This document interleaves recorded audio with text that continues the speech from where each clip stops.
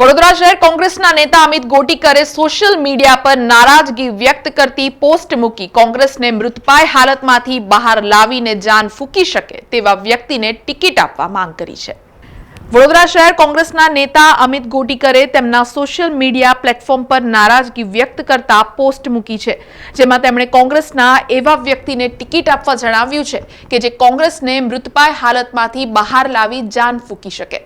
આ પોસ્ટમાં તેમણે ગુજરાત કોંગ્રેસના પ્રમુખ શક્તિસિંહ ગોહિલ, ગુજરાત વિધાનસભાના કોંગ્રેસના નેતા અમિત ચાવડા અને કોંગ્રેસના ગુજરાતના પૂર્વ પ્રમુખ ભરતસિંહ સોલંકીને ટેગ કર્યા છે।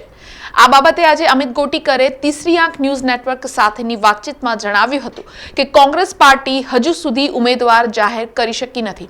વડોદરા લોકસભા માટેનો ઉમેદવાર જાહેર ન થયો હોવાના કારણે વિવિધ પ્રશ્નોને વાચા અપાઈ શકાતી નથી, ત્યારે કોંગ્રેસ વહેલા ઉમેદવાર જાહેર કરે તેવી લાગણી હોવાનું જણાવ્યું હતું।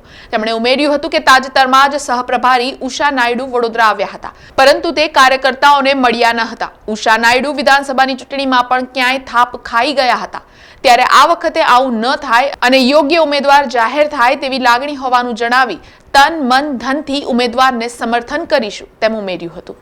નારાજ કોઈ નથી। મારી પોસ્ટમાં માત્ર એટલે હું કહેવા માંગુ છું કે વડોદરા લોકસભા માટે એવાને ઉમેદવારી આપજો જે મૃતપાય કોંગ્રેસ। એટલે આજે પરિસ્થિતિ એવી છે કે દરેકે દરેક સમાજ, દરેકે દરેક વર્ગ, દરેકે દરેક જનતા આજે કોંગ્રેસ જોડે આસ લગાવીને બેઠી છે। જે વડોદરાની વાત કરીએ તો વડોદરા શહેરમાં અસંખ્ય સમસ્યાઓ છે, પરંતુ તેને વાચા આપવા નથી કોઈ।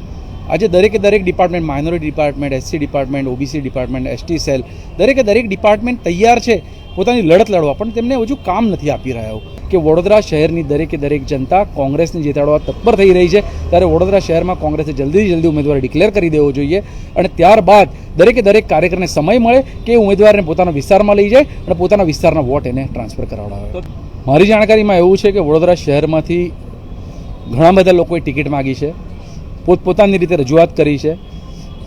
કોંગ્રેસ હજુ એવું તાગ મેળવી રહી છે કે કયા ઉમેદવાર મેળવવાથી વડોદરા લોકસભામાં વિજય થશે, સારામાં સારો મતો મળશે, આગળ જઈને કોંગ્રેસ મજબૂત થશે, એ તાગ મેળવી રહી છે। તેની માટે થોડું ડિલે થઈ શકે।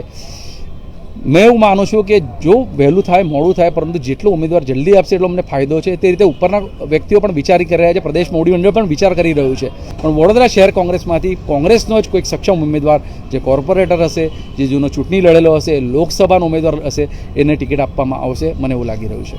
સમાચારોના સતત અપડેટ માટે TNN ન્યૂઝને YouTube પર સબસ્ક્રાઇબ કરી બેલ આઇકોન પ્રેસ કરો અને અમારી સાથે જોડાયેલા રહો Facebook, Instagram અને Twitter ઉપર।